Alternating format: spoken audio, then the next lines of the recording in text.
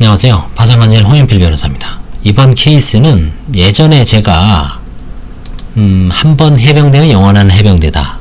그 다음에 거기에 이제 빗대서 해병대 나오신 분들은 죄송하지만 한 번 은닉은 영원한 은닉이다. 그렇죠? 이렇게 비유한 초창기 유튜브가 있습니다. 검색을 해보시면 나와요. 그거 같은 케이스입니다. 사실은 왜 그런 비유를 했는지 한번 이해가 되실 거예요. 보겠습니다. 68년생인 분입니다.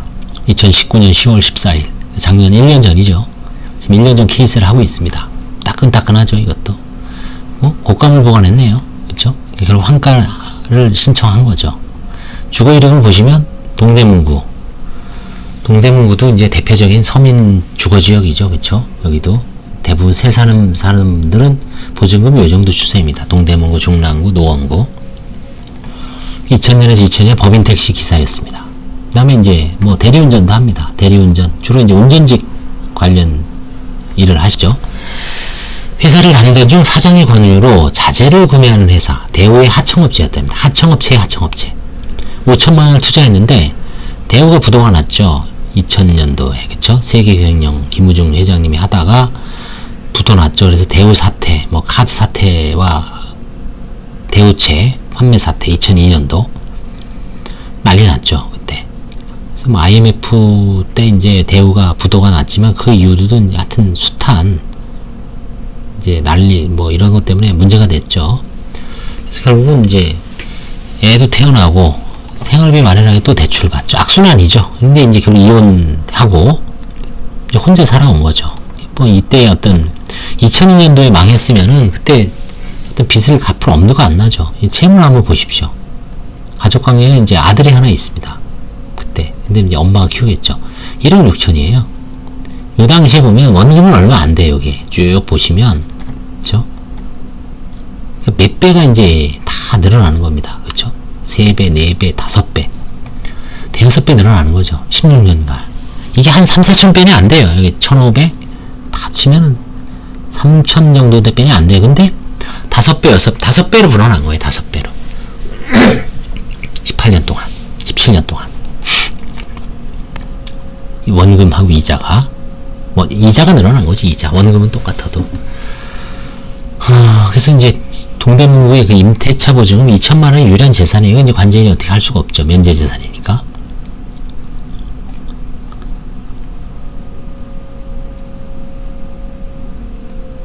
SH공사 임대 아파트에 사는 겁니다. 휴경동에 있는.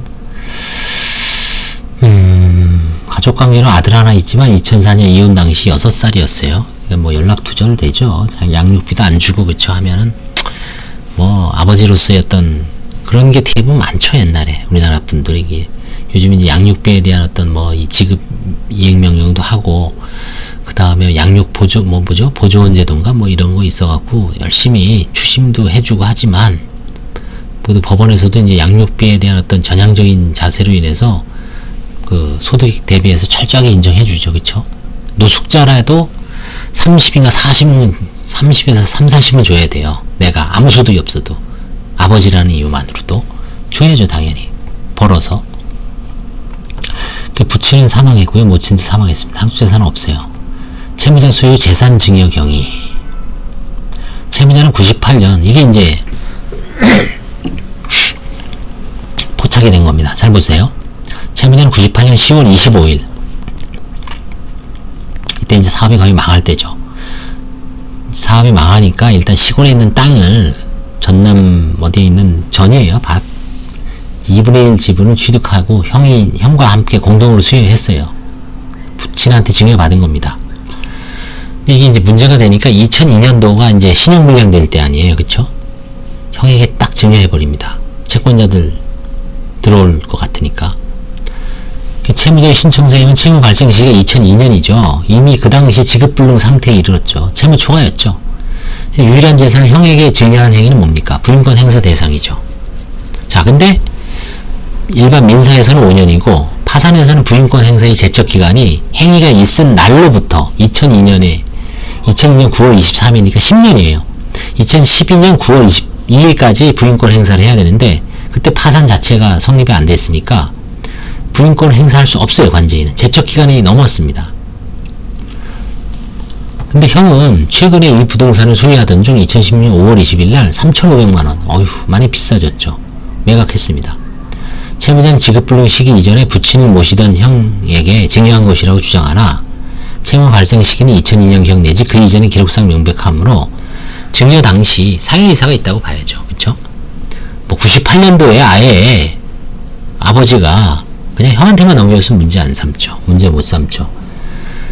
이게 이제 부인권 행사는 불가능해요. 파산해서. 왜? 지금 2018년이거든요. 2019년. 17년 지났기 때문에 10년하고도 7년이 더 지났으니까 부인권 행사는 불가능하죠. 그렇지만 이거 이제 예전에 어떤 판사님은 이거 불이익 처분이다. 불이익 처분은 20년, 30년 지나도 면책 불허가 사유에 해당된다. 다만 관제인이 찾아올 수는 없지만 채무자는 면책 불허가를 해야 된다. 이런 견해가 옛날에 있었습니다. 근데 이거에 대해서 관제인이 부인권 행사가 불가능하면 설사 그게 면책 불허가 사유가 있다 하더라도 채무자를 재량 면책시키거나 면책 불허가 사유가 좀 치유되지 않았나. 부인권 행사를 못하는데 가져오질 못하는데 그 채무자를 면책 불허가 시키는 건 너무 가혹하지 않나 라는 견해가 또 있습니다. 최근에. 그래서 이게 어느 견해가 옳다, 둘 다 맞는 견해일 수도 있고요. 뭐 대문 판례도 없고, 이 실무는 뭐 어느 거나 가능합니다. 관제인 재량으로. 그래서 이 사안에 있어서도 비록 면책 불허가 사유에 해당되는 채권자에게 불이익한 처분이 그 당시에 사회이사가 있다 손 치더라도 이미 17년이 지나서 10년의 부인권 행사 제척기간이 지났으면 이런 게 관제인이 권리 행사를 못하는데 면책 불허가만 내리고 채무자에게 기회를 안 주는 것은 너무 가혹하지 않냐 라고 해서 넘어갈 수도 있습니다. 근데 이건 면책 불허가야. 그리고 최근에 보니까 형이 3,500에 팔았어. 가족 내부 간에 뭔가 정산할 가능성도 있죠. 그렇죠? 이거 좀 토해내라. 응? 그래서 재량 면책을 위해서는 채무자가 이제 파산재단에 450만 원을 형이 파산재단에 투입하는 걸로 화해계약을 체결했습니다. 이 450만 원은 나름대로 그 당시 증여했을 때 어떤 가격은 되고요. 최근에 이제 시세에 비하면 못 미치죠. 그렇죠? 그래도 하여튼 이런 식으로 해서 화해계약을 체결했습니다. 그래서 이게 한 번 은닉은 영원한 은닉이다. 그죠? 그런 격언 아닌 격언을 제가 이제 썸네일에다 한 적이 있을 거예요. 지금 찾아보시면 또 나왔잖아, 이런 케이스가. 늘 반복되죠, 비슷한 케이스는. 그래서 이런 거와 관련해서 신청 대리인들이나 그 파산을 준비하시는 분들도 유념해야 될 게, 이런 거 똑같은 거 이거 자문 어떻게 해줄 거예요? 그거 제척기간 지났기 때문에 면책 불허가 안 됩니다. 그거 완전히 내릴 수가 없습니다. 100% 면책입니다. 이렇게 자신 있게 설명을 하고 장담을 하고 파산 사건을 수임을 했어요. 신청을 했어. 근데 저같이 하는 관제인이나 그렇게 엄한 판사님 만나면 다른 견해를 가진 사람이 만날 수가 있어요. 그거는 그림 이제 곤란해지죠. 당신이 선임할 때 이거 100% 면책되고 뭐 아무 문제 없다고 했는데 갑자기 뭐 돈 얘기가 나오고 뭐 화해계약이 어쩌고 저쩌고 해요. 그죠? 채무자는 뒤통수 맞은 거죠. 날벼락이죠. 뭐 그 금액이 크지 않으니까 특별한 문제는 없는데, 그 금액이 만약에 뭐 한 서울 아파트나 서울 빌라였어요. 몇천 되죠. 그러면 날벼락이죠. 그러니까 두 번째 견해, 이거는 파산 면책에서 관제인이 부인권 행사를 할 수 없고, 부인권 행사를 할 수 없는 것은 그냥 판사가 면책을 해줄 수도 있습니다. 그렇지만 환가를 할 수도 있습니다. 두 가지 견해가 다 있다. 근데 실무는 어떻게 운영되냐 알 수 없다. 판사 잘 만나야 되고 관제인 잘 만나야 되고, 그렇죠? 어떤 관제인 맞느냐에 따라 틀리다, 다르다 라고 딱 설명을 해주면, 그래 놓고 이제 운에 맡기는 거죠.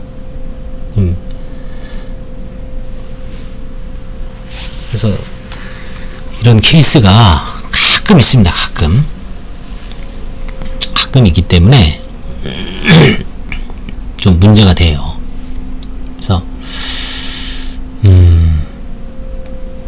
제가 봤을 때는 이제 이거는 이제 증여를 해서 문제가 되고, 협의 분할로 만약에 포기했다, 상속.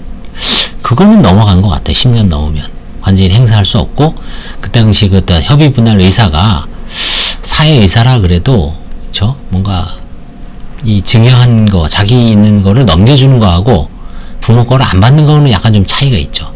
이거는 뭔가, 자기가 갖고 있는 거를 채권자한테 주시면 안 당하려고 아주 적극적으로 의욕을 한 거죠. 있던 거를 넘겨놓는 거죠. 근데 부모한테는 이제 원래 받아서 채무를 갚아야 되는데 아예 안 받겠다 하고 소극적으로 이제 포기한 거죠. 그래서 뭐 그게 그거 아니냐라고 할 수도 있지만, 바라보는 관점에 있어서는 엄밀하게 얘기하면 약간 좀 차이는 있습니다. 한번 잘 생각을 해보시고 뭐 참고하시기 바랍니다. 감사합니다.